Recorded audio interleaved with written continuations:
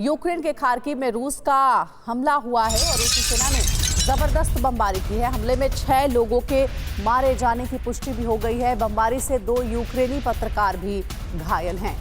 रूसी सेना ने जबरदस्त बमबारी की है। जोरदार हमला रूस की ओर से किया गया जिसमें बड़ा नुकसान हुआ है यूक्रेन को।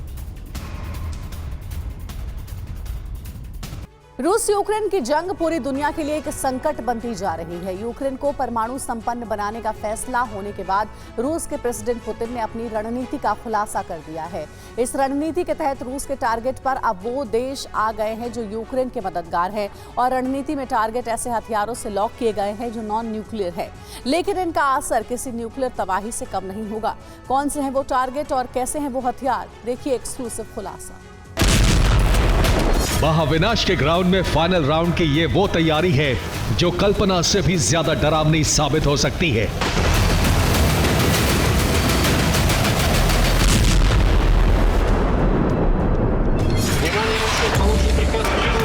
और इस तैयारी की वजह है यूक्रेन के पक्ष में हाल ही में हुए वो फैसले जो दुनिया में युद्ध जैसी स्थिति बनाने के लिए पुतिन को उकसाते हैं।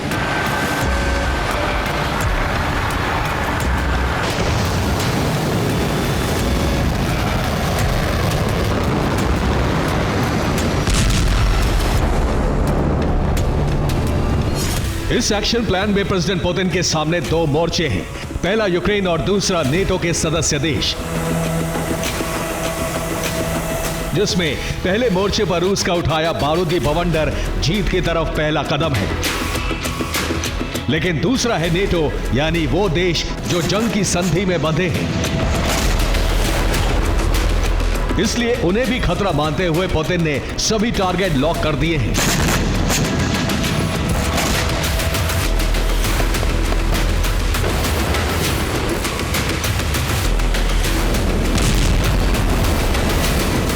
बस अब फैसला लेना बाकी है कि टारगेट पर अटैक किस वेपन से होगा, न्यूक्लियर वॉरहेड या नॉन न्यूक्लियर बारूद, जिसमें ज्यादा संभावना गैर परमाणु हथियारों के इस्तेमाल की है, लेकिन उसका असर कम नहीं होगा।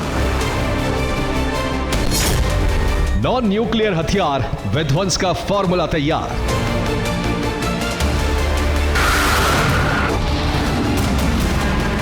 क्रेमलिन से जुड़ी टारगेटेड अटैक पर आई एक रिपोर्ट में बताया गया है कि रूस ने अपनी न्यूक्लियर पॉलिसी में बदलाव जरूर किए हैं, लेकिन रूस फिर भी न्यूक्लियर अटैक करने से बचना चाहता है।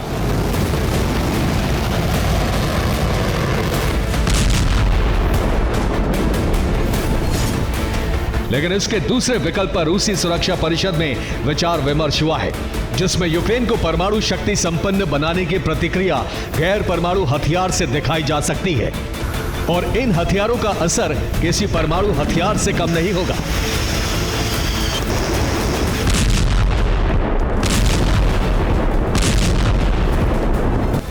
हालांकि इन हथियारों को लेकर रूस ने कई तथ्य गुप्त रखे हैं, लेकिन उदाहरण के तौर पर R-36M2 मिसाइल का जिक्र किया गया है। यानी ये वही अपग्रेडेड सरमत इंटरकॉन्टिनेंटल बैलिस्टिक मिसाइल है जिसे नेटो सैटर्न के नाम से जानता है।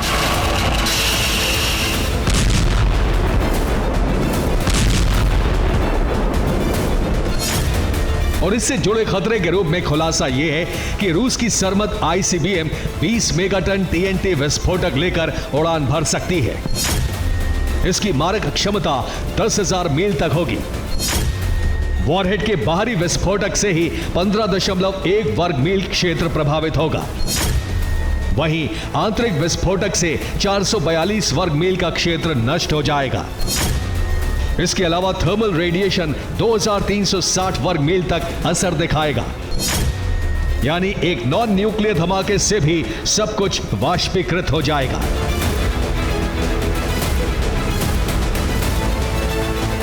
यानी रूस जिस विकल्प के जरिए विनाश की कल्पना कर रहा है उसका असर अल्पकालिक न्यूक्लियर धमाके जैसा ही है। लेकिन प्रश्न यह है कि यह विचार आया कैसे? क्यों न्यूक्लियर हथियार वॉर की जगह रूस नॉन न्यूक्लियर वॉर के दुश्मनों को टारगेट बनाने की सोच रहा है?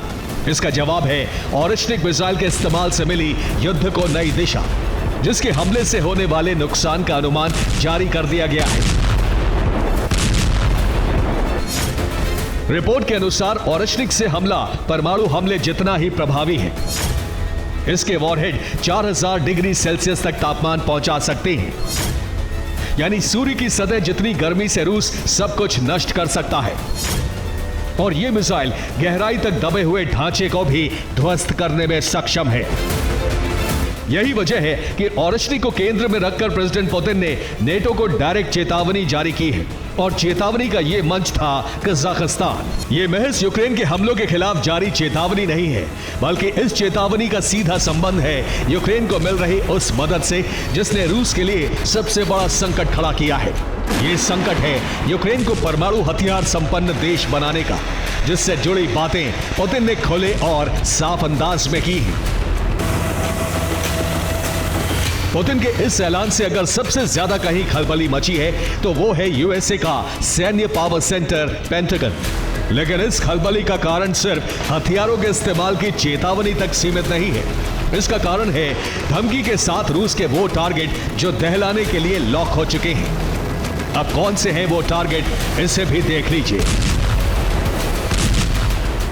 पुतिन ने नॉन न्यूक्लियर हथियारों से न्यूक्लियर जैसी तबाही का ब्लूप्रिंट जारी किया है, जिसमें सिर्फ 24 घंटे के अंदर बारूदी बवंडर उठेगा और टारगेट पर है ब्रिटेन की राजधानी लंदन, जिसमें 4 सर्कल में विस्फोट होंगे, जिसमें 60 लाख से ज्यादा लोग प्रभावित होंगे। ऐसे ही जर्मनी की कैपिटल बर्लिन पर मिसाइल गिरेगी, जिसमें औसतन 44 लाख से ज्यादा लोग प्रभावित होंगे। फ्रांस की राजधानी पेरिस के धमाकों में 11 लाख से ज्यादा लोगों के हताहत होने की आशंका है। रोम में रूस के धमाकों से 44 लाख से ज्यादा लोगों को नुकसान पहुंचेगा। इसी तरह नीदरलैंड्स की कैपिटल एम्स्टर्डम के रेडियस में भी लाखों लोग खत्म हो जाएंगे। पोलैंड की राजधानी वॉर्सो में धमाके से एक बड़ा क्षेत्र विलुप्त हो जाएगा। मैड्रिड में धमाका हुआ तो वहां भी ऐसा ही होगा। रोमानिया के बुखारेस्ट में भी तबाही की तस्वीर ऐसी होगी। स्वीडन भी इस तबाही से नहीं बच पाएगा। फिनलैंड भी रूस की तबाही से भारी नुकसान में पहुंच जाएगा। टारगेट तुर्की की राजधानी अंकारा भी है, जहां विनाश का बवंडर उठेगा। ऐसे ही कनाडा के ओटावा में भी तबाही का प्लान तय कर लिया गया है। लेकिन इस तबाही में हथियार सिर्फ ओरेशनिक नहीं होगा। सूरज सतह जैसे तापमान में भस्म करने का हथियार कुछ और भी है, जिनमें secret fighter jets, secret cruise missiles, secret long range drone, secret hypersonic weapons, secret gliding vehicles और सीक्रेट थर्मल रेडिएशन वेपन शामिल हैं।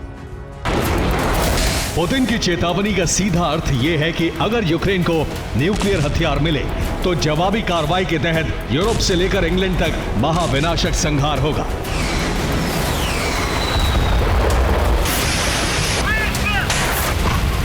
और पुतिन की इस चेतावनी को कोई भी हल्के अंदाज में नहीं ले रहा है, जिसका प्रमाण है नेटो देशों में फैली दहशत।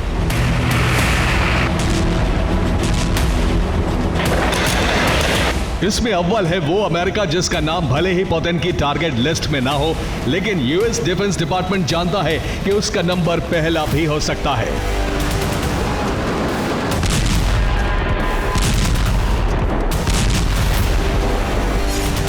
इसलिए अमेरिका ने वॉर जोन में मिनटमैन 3 मिसाइल उतार दी है।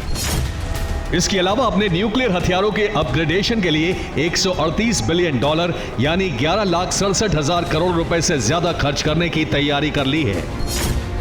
इसके अलावा नेटो देश पोलैंड में पैट्रियट डिफेंस सिस्टम एक्टिव हो गए हैं। जर्मनी में भी डिफेंस सिस्टम को एक्टिव कर दिया गया है। और पुतिन की चेतावनी से मचे हाहाकार का प्रमाण सिर्फ यही नहीं है, बल्कि इस चेतावनी के बाद जारी हुए बयान भी रूस के डर की पुष्टि करते हैं। रूस की विनाशकारी तैयारियों को देखते हुए पहला बयान पोलैंड की तरफ से जारी किया गया है। इसमें कहा गया है कि फिलहाल नाटो सैनिकों को यूक्रेन भेजना बिल्कुल भी उचित नहीं रहेगा। वहीं रूस के तेवरों को देखते हुए दक्षिण कोरिया ने भी यूक्रेन की तरफ से हथियारों के खरीद के प्रस्ताव को तत्काल प्रभाव से अस्वीकार कर दिया। हालांकि रूस की नई ओरेशनिक बैलिस्टिक मिसाइल से नीप्रो में मची तबाही के बाद ही वॉर जोन और यूक्रेन के सहयोगी देशों पर रूस का डर काबिज हो चुका था, जिसके बाद यूक्रेन को न्यूक्लियर हथियार लौटाने का फैसला कर लिया गया था। लेकिन रूस ने सहयोगियों को टारगेट बनाकर इस डर को दहशत में बदल दिया है। लेकिन रूस इस दहशत से साक्षात्कार करने के लिए भी अब कमर कस चुका है। यानी रूस का एक कदम दुनिया को महाविनाश की आग में ढकेलने के लिए काफी है। Bureau report, TV9 Bharatvarsh. और इधर रूस के बेलगोरोड में यूक्रेन का हमला हुआ। यूक्रेन ने बेलगोरोड में 65 ड्रोन दागे हैं। हमले से 2 घर और 2 कारें तबाह हो गई। Завод компании Ебало, попал квадрокоптер. Только что. Пиздец.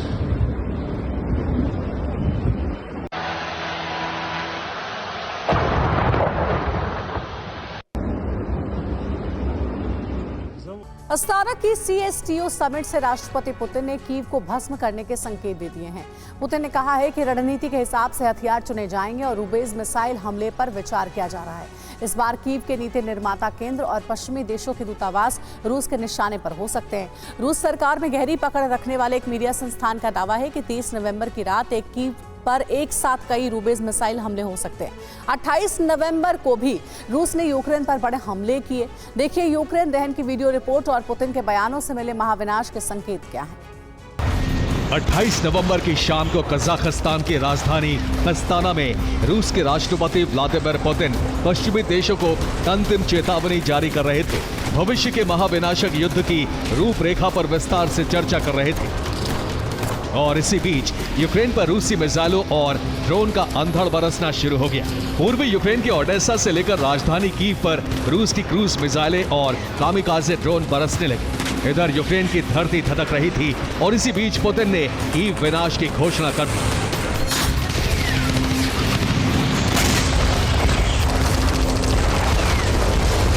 अस्ताना में सजे कलेक्टिव सिक्योरिटी ट्रीटी ऑर्गेनाइजेशन के मंच से राष्ट्रपति पुतिन ने 4 बड़ी घोषणाएं की। पहली ये कि कीव पर ऑनिस्टिक IRBM हाइपरसोनिक मिसाइल से हमले किए जाएंगे। दूसरी ये कि कीव को सूरज के बराबर तापमान की भट्टी में भस्म कर दिया जाएगा। तीसरी ये कि कीव के नीति निर्माता केंद्रों पर हमले किए जाएंगे। चौथी ये कि अगर यूक्रेन को परमाणु हथियार दिए गए तो रूस अपनी संपूर्ण शक्ति का प्रयोग करेगा।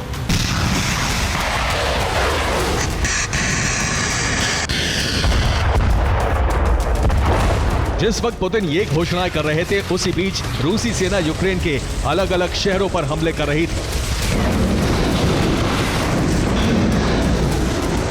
28 नवंबर को रूस ने इतना बारूद बरसाया कि यूक्रेन के एयर डिफेंस सिस्टम भी थक गए।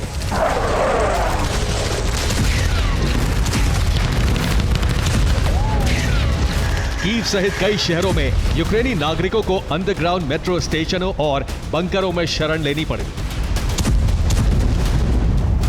अगर पुतिन के बयानों को समझा जाए तो यूक्रेन पर 28 नवंबर को जितना बारूद बरसाया गया वो कुछ भी नहीं है, क्योंकि आने वाले 24 से 48 घंटों में यूक्रेन पर महाविनाशक हमले हो सकते हैं।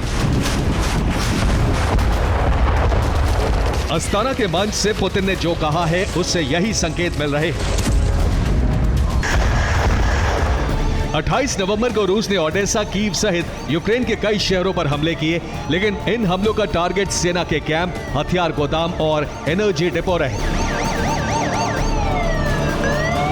रूस के इन जबरदस्त हमलों से यूक्रेन को भारी नुकसान उठाना पड़ा है।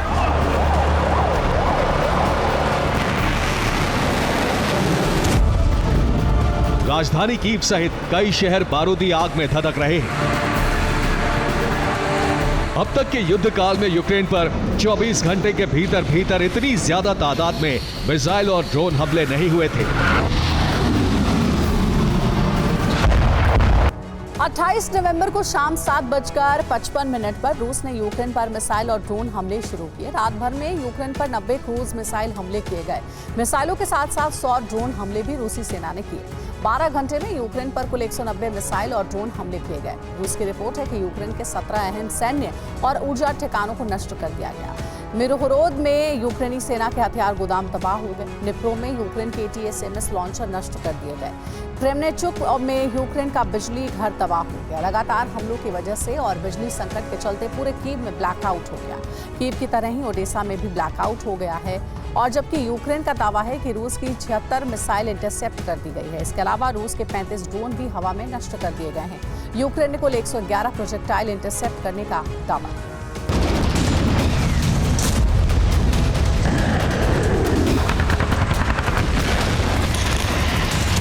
यूक्रेन 28 नवंबर को जैसे विनाश का साक्षी बना, उससे कहीं ज्यादा बड़ा विनाश आने वाले 24 घंटे में हो सकता है।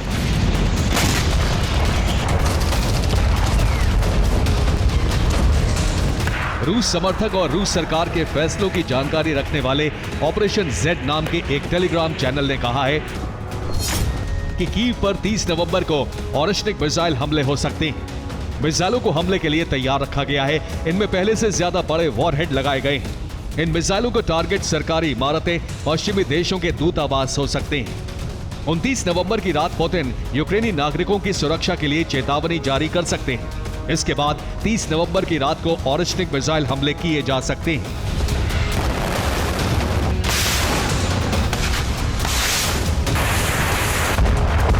अस्ताना से ही पुतिन ने इसके संकेत भी दिए हैं। पुतिन ने कहा है कि ऑरेशनिक मिसाइल उल्का पिंड की गति से कीव पर गिरेंगे। कीव में तापमान सूरज की सतह के करीब पहुंच जाएगा।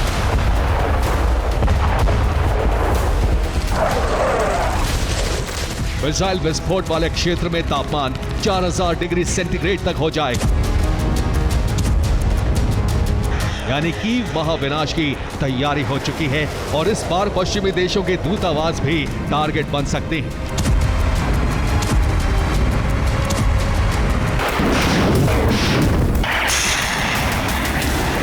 लॉन्ग रेंज अटैक एमिस और स्टॉर्म शैडो हमले बंद कराने के लिए पुतिन अनलिमिटेड IRBM मिसाइल हमलों की इजाजत दे सकते हैं। हालांकि रूस ने बीते 4 दिन में यूक्रेन को बड़ी चोट पहुंचाई है। 25 नवंबर को रूस ने यूक्रेन के सूमी क्षेत्र में 5 अटैक एमिस मिसाइल लॉन्चर तबाह कर दिए।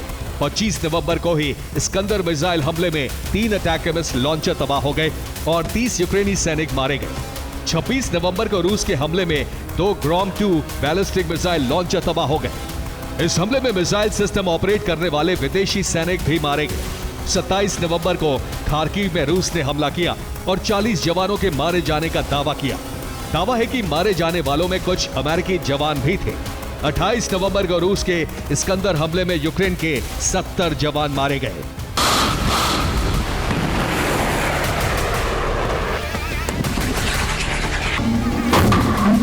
लेकिन लॉन्ग रेंज हमलों पर पूरी तरह ब्रेक लगाने के लिए पुतिन ने अपनी शक्तिशाली मिसाइल ऑरेशनिक के इस्तेमाल का मन बना लिया है।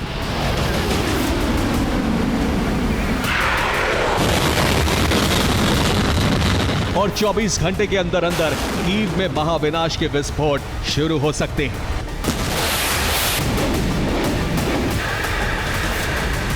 Bureau report, TV9 Bharat. क्या युद्ध के बीचों बीच ज़ेलेंस्की की जान को खतरा है? क्या यूक्रेन के राष्ट्रपति का मर्डर होने वाला है? क्या पुतिन ने ज़ेलेंस्की को मारकर युद्ध जीतने का प्लान तैयार किया है? ये सवाल तब उठ खड़े हुए जब पुतिन ने एक बयान दिया। पुतिन के इसी बयान के बाद पश्चिमी मीडिया ज़ेलेंस्की के मर्डर की आशंका जता रही है। तो क्या युद्ध अब कातिल टर्न लेने वाला है? क्या ज़ेलेंस्की की हत्या होने जा रही है? अगर ज़ेलेंस्की का मर्डर होता है तो आगे क्या होगा? जिस वक्त युद्ध में यूक्रेन हार की कगार पर खड़ा है, उस वक्त ज़ेलेंस्की की जान पर खतरा मंडरा रहा है।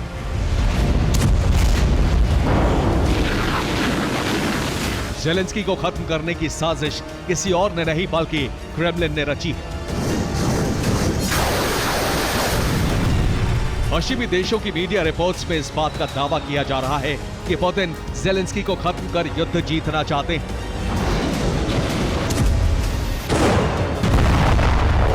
दावा तो यह भी है कि रूसी एजेंट यूक्रेन समेत कई यूरोपीय देशों में फैल चुके हैं। रूस के एजेंट ज़ेलेंस्की की हत्या करने की फिराक में हैं। पश्चिमी देशों की मीडिया में रूसी षड्यंत्र के बारे में तब चर्चा शुरू हुई जब पुतिन ने एक बयान में कहा कि जरूरत पड़ी तो रूस यूक्रेन की लीडरशिप को खत्म करने के लिए तैयार है। पुतिन के इसी बयान के बाद दावा किया जाने लगा कि रूस युद्ध जीतने के लिए ज़ेलेंस्की का मर्डर करवा सकता है।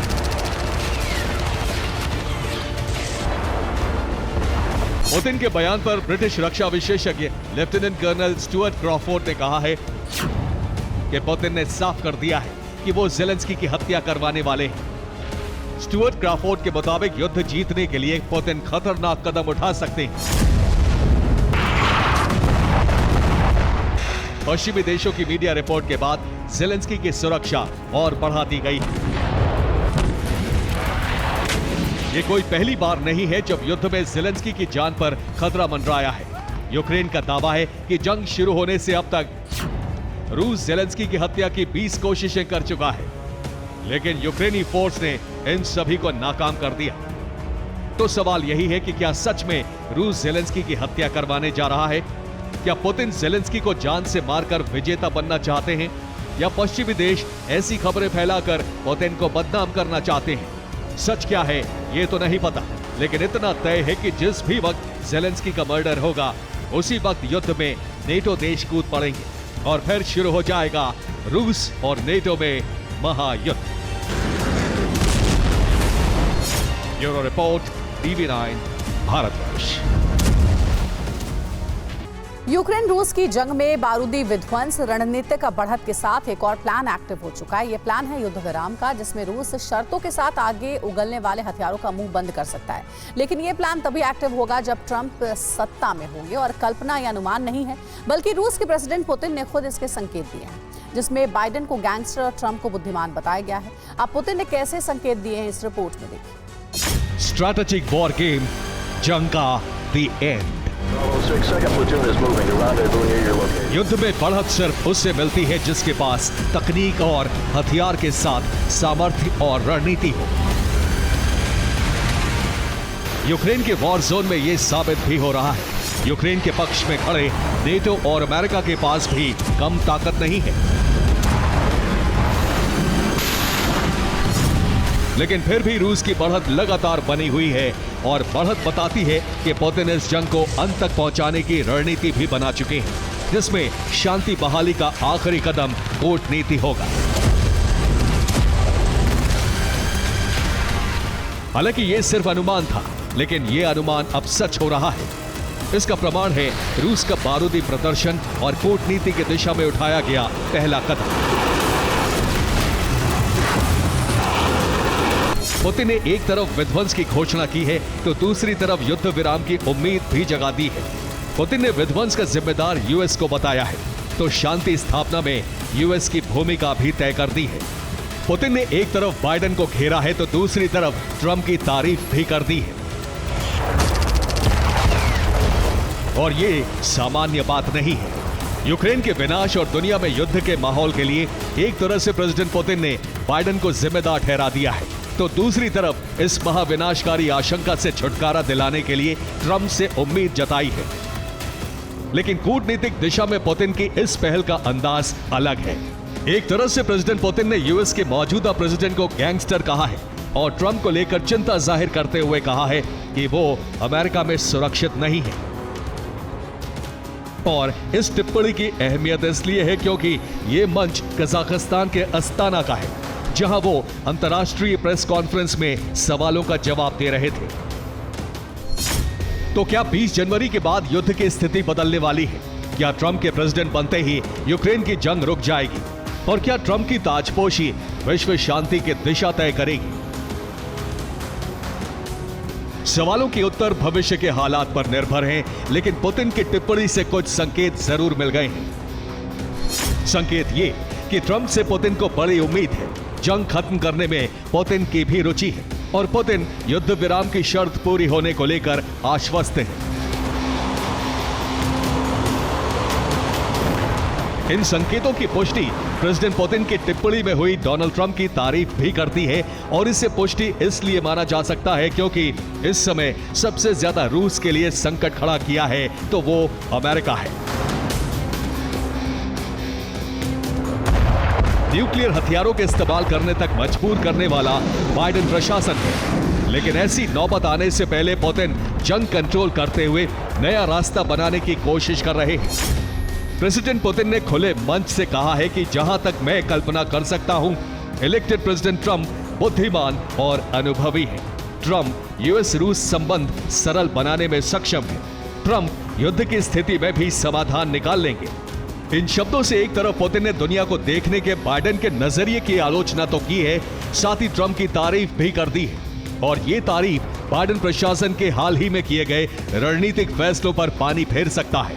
क्योंकि पुतिन के शब्दों का वजन अमेरिका की जनता पर भी उतना ही पड़ रहा है जितना रूस और यूरोप के लोगों पर, जिसमें बाइडेन न सिर्फ अमेरिका में बल्कि एक ग्लोबल गैंगस्टर के रूप में स्थापित हो रहे हैं। Bureau report, TV9 Bharatvarsh. Israel Lebanon के बीच युद्ध विराम कितना लंबा चलेगा, इसका अंदाजा दुनिया को मिल गया है। दोनों के बीच युद्ध विराम के 24 घंटे बाद ही लेबनान में फिर से हमले शुरू हो गए हैं। इजरायल का दावा है कि लेबनान में हिजबुल्लाह के लड़ाके हमले की तैयारी कर रहे थे।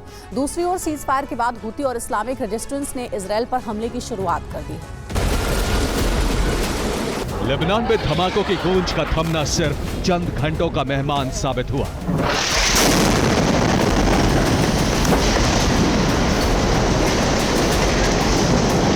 युद्ध विराम का पहला दिन बीतने ही वाला था कि एक बार फिर इजरायली फाइटर जेट्स ने उड़ान भरी और फिर लेबनान की सीमा के भीतर वैसे ही धमाके शुरू हो गए।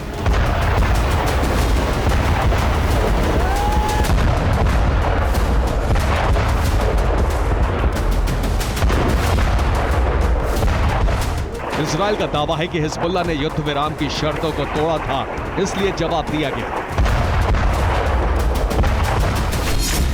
इजरायल का दावा है कि कुछ संदिग्ध वाहन साउथ लेबनान में जा रहे थे। वाहनों में हिजबुल्लाह के लड़ाके सवार थे। हिजबुल्लाह लड़ाकों को मारने के लिए हमले किए गए।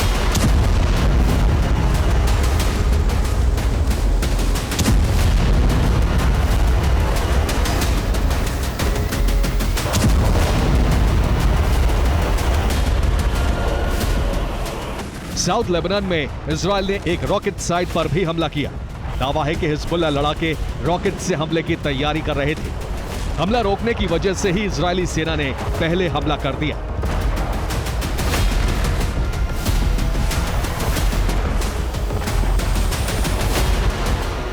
इजरायली सेना के मुताबिक सैनिक दक्षिणी लेबनान में मौजूद हैं और सीज फायर एग्रीमेंट के किसी भी उल्लंघन को नाकाम करने के लिए काम कर रहे हैं। इजरायल ने हिजबुल्लाह के एक हथियार डिपो पर भी हमला किया। दावा है कि इसकी जानकारी पहले ही अमेरिका को दे दी गई थी। हिजबुल्लाह ने इन हमलों का जवाब नहीं दिया है। मंगलवार के बाद से इजरायल पर हमले बंद हैं। हूती ने इजरायल से बदला लेने का ऐलान किया है। सीज फायर का ऐलान होने के बाद भी लेबनान पर इजरायल की पैनी नजर है। ग्राउंड ऑपरेशन के लिए गए इजरायली सैनिक हर इलाके पर नजर रख रहे हैं। सीज फायर एग्रीमेंट के मुताबिक इजरायल को अपनी सेना को अगले 2 महीने के भीतर दक्षिणी लेबनान से धीरे धीरे वापस लाना है। उसे अपनी सेना को दक्षिणी लेबनान और इजरायल के बीच की ब्लू लाइन के पार ले जाना है। ये इजरायल और लेबनान के बीच का बॉर्डर नहीं बल्कि लाइन ऑफ विथड्रॉल है। यही वजह है कि दक्षिणी लेबनान पर इजरायल की खास नजर है और युद्ध विराम के बाद भी इजरायल ने इन इलाकों पर हमला किया।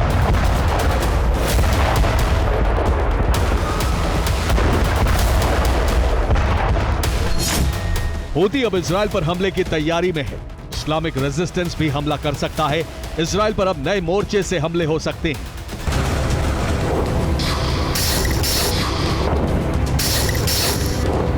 युद्ध विराम के बाद लेबनान से हमलों की आशंका तो खत्म हो गई है, लेकिन माना जा रहा है कि यमन और सीरिया से अब इजरायल के खिलाफ अभियान शुरू किया जाएगा।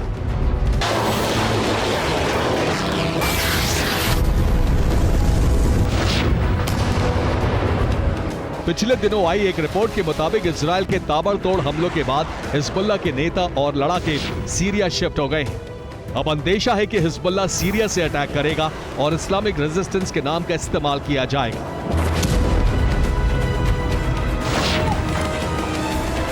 हूती ने भी इजरायल से बदला लेने की सौगंध ली है। माना जा रहा है कि अब यमन से इजरायल पर कई मिसाइल हमले हो सकते हैं।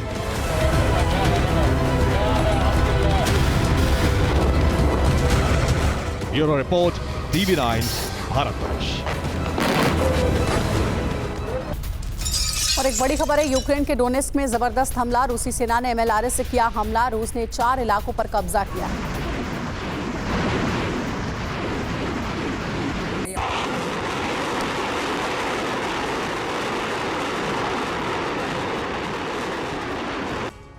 यूक्रेन के कई इलाकों में अंधकार है, पानी और बिजली के लिए हाहाकार मच रहा है। यूक्रेन की ऐसी हालत रूस के 200 हवाई हमलों की वजह से हुई है।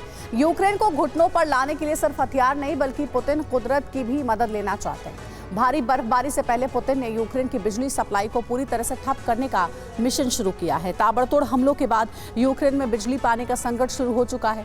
हथियार फैक्ट्रियों में भी बिजली सप्लाई रुक गई है। दूसरी ओर कुर्स्क की जंग में अब अब्राम्स की एंट्री भी हो गई है।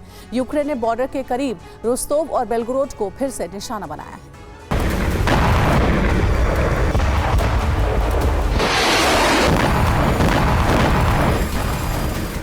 गुरुवार को यूक्रेन दहन का एक नया चरण शुरू हुआ और देखते ही देखते 200 हवाई हमलों से दहल गया यूक्रेन।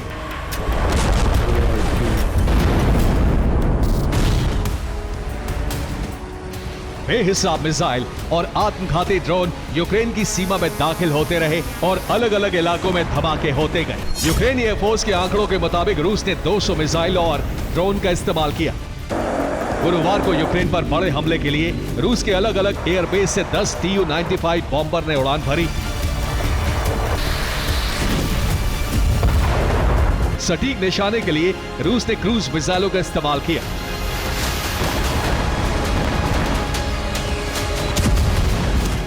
क्रूज मिसाइल के टारगेट पर सिर्फ 2 टारगेट थे। पहला बिजली सप्लाई स्टेशन और दूसरा पानी सप्लाई के सेंटर। रूस के ताबड़तोड़ हमलों से यूक्रेन के कई शहरों में अंधेरा है। सर्द मौसम में बिजली की सप्लाई रुक चुकी है। रिपोर्ट के मुताबिक 10 लाख लोग बगैर बिजली के रह रहे हैं। 14 दिनों में यह रूस का दूसरा बड़ा हमला था। यूक्रेन के बिजली सप्लाई केंद्रों को निशाना बनाया। यह बर्फबारी में यूक्रेन की बिजली सप्लाई ठप करने का मिशन है। पिछले साल भी बर्फबारी के दौरान रूस ने ऐसे ही हमले किए थे और यूक्रेन में बिजली और पानी की सप्लाई रुक गई थी। रूस का मकसद सिर्फ ब्लैकआउट नहीं बल्कि बिजली सप्लाई रोककर यूक्रेन की हथियार फैक्ट्रियों को भी रोकना है। यूक्रेन में मिसाइल के कारखाने बिजली से ही चलते हैं। ड्रोन और आर्मर्ड व्हीकल के कारखाने भी बिजली से ही चल रहे हैं। रूस अब यूक्रेन के सभी पावर स्टेशन को नष्ट कर सकता है। रिपोर्ट के मुताबिक गुरुवार को रूस ने यूक्रेन के कई इलाकों में कैलिबर क्रूज मिसाइल से हमला किया, जिसमें क्लस्टर वॉरहेड का इस्तेमाल किया।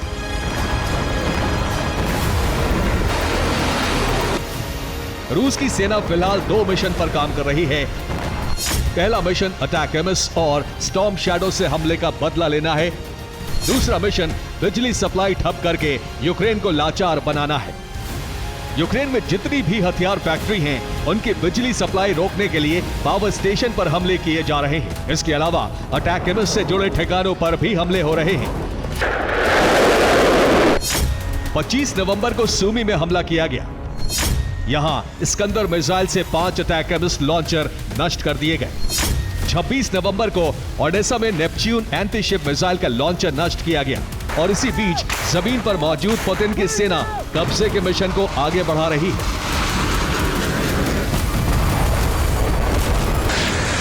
डोनेस्क में रूसी फौज के कब्जे का दायरा बढ़ता जा रहा है। नीप्रो के किनारे पर कब्जे का मिशन भी तेज है।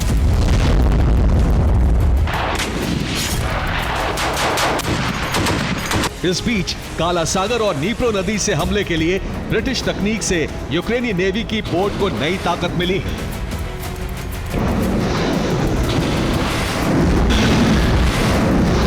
यूक्रेन के बोट को अदृश्य बनाने के लिए यूक्रेन बोट पर नया आवरण चढ़ाया जा रहा है। बोट पर खास तरह की कोटिंग की जा रही है। दावा है कि इसमें ब्रिटिश तकनीक का इस्तेमाल किया जा रहा है। ये कोटिंग ऐसी होगी कि बोट को दूरबीन और दूसरे उपकरणों से देख पाना मुश्किल होगा। अगर ये दिख भी जाए फिर भी इसकी रफ्तार का पता नहीं लग सकेगा, इसलिए बोट को नष्ट करना मुश्किल होगा। ऐसे बोट की मदद से यूक्रेन दुश्मन के बेहद करीब पहुंचकर हमला कर सकेगा। यूक्रेन में इन बोट से क्रीमिया पर हमले की तैयारी कर रहा है। सेवेस्तोपोल पर भी हमला किया जा सकेगा। काला सागर में युद्धपोत के करीब जाकर हमला करना आसान हो जाएगा। अदृश्य बोट से निप्रो किनारे भी अचानक प्रहार करने में आसानी।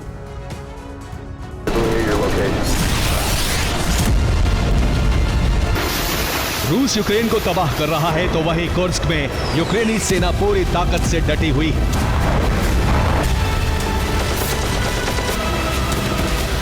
अमेरिका से छूट मिलने के बाद अब रूस की जमीन पर M2 ब्रैडली और अब्राम्स टैंक भी पहुंच चुके हैं।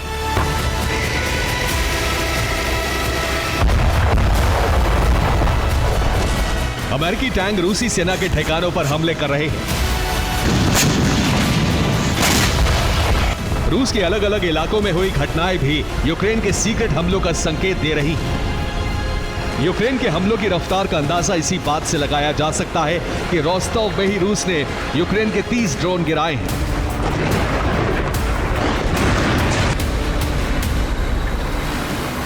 ड्रोन के साथ ही यूक्रेन अमेरिकी मिसाइलों से भी हमले कर रहा है।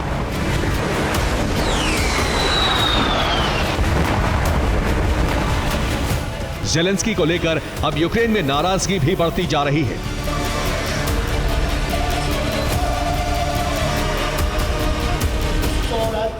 वजह यूक्रेन का नया टैक्स सिस्टम है।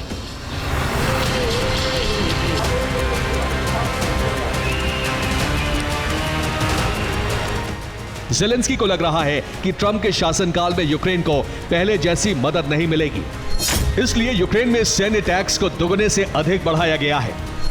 यूक्रेनी जनता को बढ़ा हुआ टैक्स चुकाना होगा। यूक्रेनी जनता ने सरकार का विरोध शुरू कर दिया है। फिलहाल नेटो से यूक्रेन को कई तरह के हथियार मिलने वाले हैं।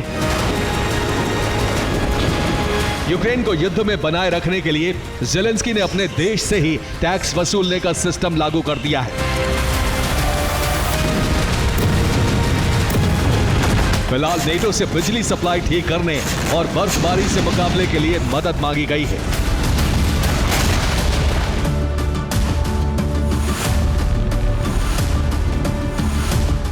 पिछले साल भी नेटो ने यूक्रेन को जनरेटर, बैटरी और दूसरी जरूरी चीजों की सप्लाई की थी। Bureau report, TV9 Bharatvarsh.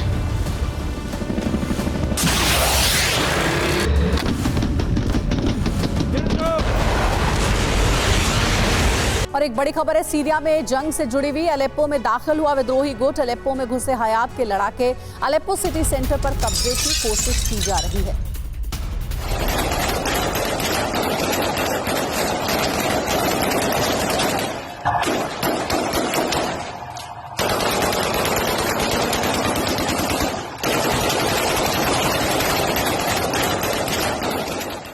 Syria में असद सरकार के खिलाफ हयात तहरीर अल शाम ने जो जंग छेड़ी है वो अब महायुद्ध की शक्ल लेता जा रहा है। इस युद्ध में सीरिया समेत 6 देशों की एंट्री हो गई है। विद्रोही गुट को तुर्की का भी समर्थन मिल गया है। तुर्की ने तो हयात की मदद के लिए मर्सनरी लड़ाके भेजने शुरू कर दिए हैं। इस मदद के साथ खूंखार हुए हयात के लड़ाके अलेप्पो सिटी सेंटर पर चढ़ाई कर रहे हैं। तो क्या ये जंग अब महायुद्ध में परिवर्तित होने जा रहा है? ये युद्ध की वो आग है जो सीरिया में भड़की है।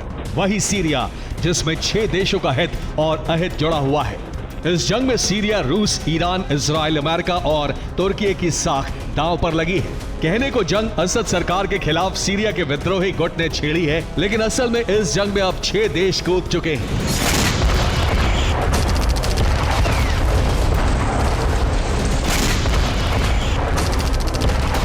सीरिया की ये जंग हर बीतते घंटे के साथ भयावह होती जा रही है। ऐसा लग रहा है कि सीरिया महायुद्ध का केंद्र बनने जा रहा है।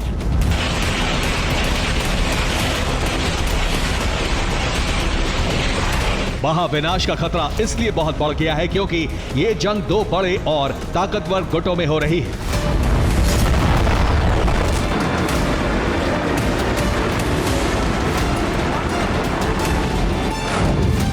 सीरिया के विद्रोही गुट हयात तहरीर अल शाम को इजराइल, अमेरिका और तुर्की का साथ मिल रहा है, तो सीरिया की असद सेना को रूस और ईरान खुलकर मदद कर रहे हैं।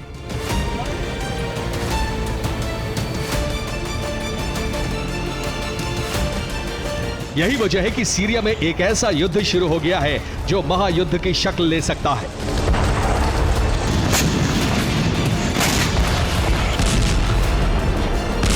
इजराइल, अमेरिका और तुर्की से बैकअप के बाद हयात तहरीर अल शाम के लड़ाके बहुत ही खूंखार हो गए हैं। वो असद सरकार को उखाड़ फेंकने के लिए अलेप्पो प्रांत पर कब्जा करते जा रहे हैं।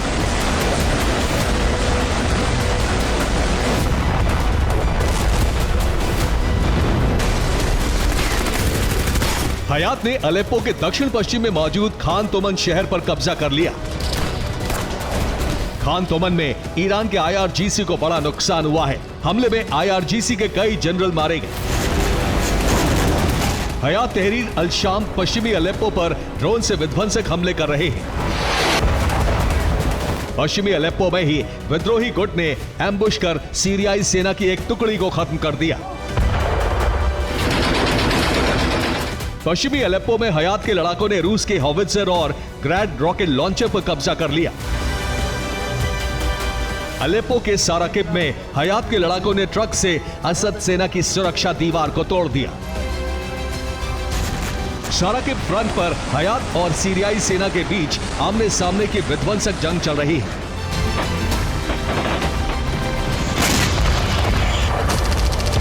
इस युद्ध की वजह से अलेप्पो में जबरदस्त तबाही हो रही है। हयात के लड़ाके जबरदस्त हमला करते हुए अलेप्पो सिटी सेंटर की तरफ बढ़ रहे हैं, तो सीरियाई, रूसी और ईरानी सेना उन्हें रोकने के लिए भीषण बमबारी कर रहे हैं।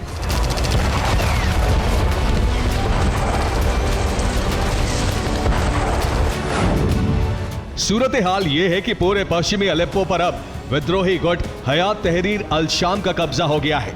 3 दिन की जंग में हयात 50 से ज्यादा इलाके और 15 से ज्यादा सैन्य बेस पर कब्जा कर चुका है।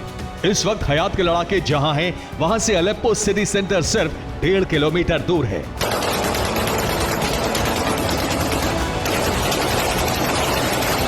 माना जा रहा है कि अगले कुछ घंटों में हयात असद सरकार से अलेप्पो सिटी सेंटर भी छीन लेगा।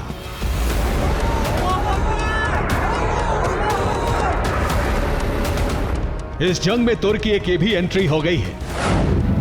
तुर्की हयात तहरीर अल शाम के लिए मर्सनरी लड़ाके भेज रहा है। लड़ाकों को भेजने के लिए तुर्की ने अपना बॉर्डर खोल दिया है। तुर्की के मर्सनरी लड़ाके अलेप्पो के तेल रिफात इलाके में इकट्ठा हो रहे हैं।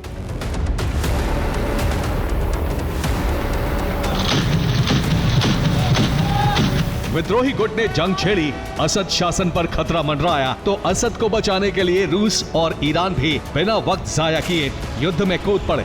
अब सीरिया, रूस और ईरान की सेना मिलकर हयात तहरीर अल शाम के लड़ाकों को रोक रही है।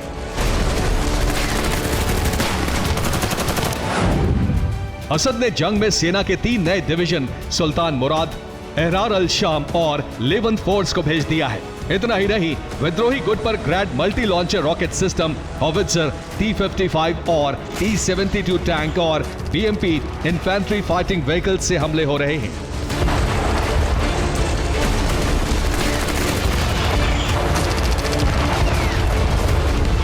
सीरियाई अरब आर्मी पश्चिमी अलेप्पो में कई मोर्चों पर विध्वंसक हमले कर रही है, ताकि हयात के लड़ाके अलेप्पो सिटी सेंटर ना पहुंच पाएं।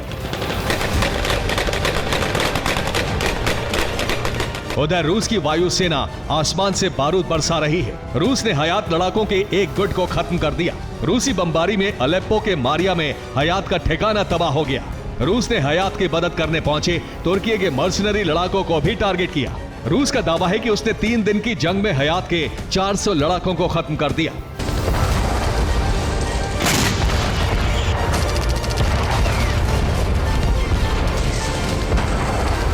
हयात तहरीर अल शाम का वजूद मिटाने के लिए ईरान ने भी अपनी ताकत झोंक दी है। IRGC ने सीरिया में जंग लड़ने के लिए अपनी एलीट फोर्स भेज दी है।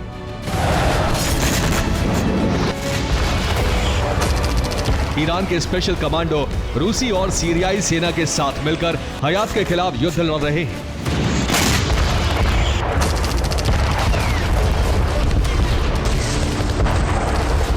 और इस तरह सीरिया की जंग में प्रत्यक्ष और अप्रत्यक्ष तौर पर 6 देश कूद पड़े हैं। सीरिया ईरानी प्रॉक्सी का गढ़ है। ये प्रॉक्सी इजराइल पर हमले करते हैं। सीरिया के राष्ट्रपति बशर अल असद ईरानी प्रॉक्सी का साथ देते हैं। यही वजह है कि इजराइल असद का तख्ता पलट करना चाहता है। सीरिया में अमेरिका के सैन्य बेस हैं। असद रूस और ईरान के समर्थक हैं। ऐसे में अमेरिका भी असद शासन को खत्म करना चाहता है। सीरिया में तुर्की के भी सैन्य बेस है। सीरिया की धरती से कई संगठन तुर्की पर हमला करते हैं, इसलिए तुर्की भी असद शासन के खिलाफ है। यही वजह है कि उसने हयात को खुला समर्थन दे दिया है। रूस का भी सीरिया में अपना हित है। सीरिया में रूस के बेस है, रूस की सेना है। रूस असद सरकार का समर्थन करता है, लिहाजा वो भी अपने हितों के लिए जंग में उतर गया है।